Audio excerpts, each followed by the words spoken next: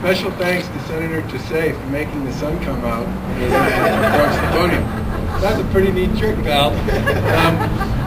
Last week, the legislature on the House side proposed yet again another override without the vote of the people of Proposition 2.5. Now, fortunately, a number of us were able to recognize this before it got onto the floor of the House. Barbara Anderson, who is the head of Citizens for Limited Taxation, Richard, myself, Brad Jones, who's the House Minority Leader, and a number of others were able to call attention to this. And when it did come up for a legislative discussion on Monday, it was taken off the table, and as a result, what could have been as much as a $165 million property tax increase for the people of Massachusetts was avoided. But I think this raises a larger issue, which is the problem of one-party rule on Beacon Hill. Too many times, the tendency is to chase the tax button instead of the reform and restructure button. And I think that example last week was as good an example as any.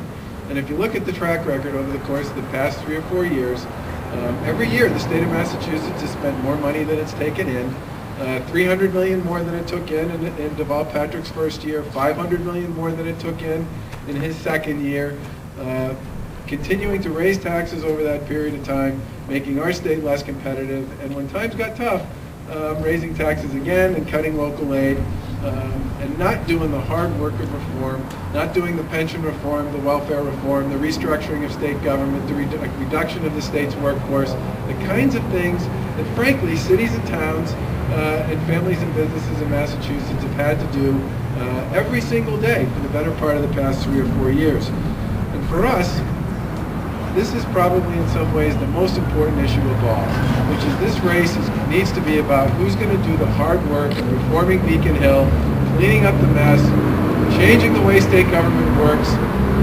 preserving our cities and towns' capacity to provide the services that they provide every day, focusing on getting people back to work. That's the message of our campaign. We believe we are best suited to pursue that agenda. We believe we have the best team to pursue that agenda, and we believe that's what this race ultimately will be about. Thanks very much for coming, and we're happy to take questions. When the state of Massachusetts, in Deval Patrick's first year, made the first decision on day one to raise spending by $400 million and reversed the cuts that Governor Romney made to make sure the state lived within its budget, Tim Cahill said nothing.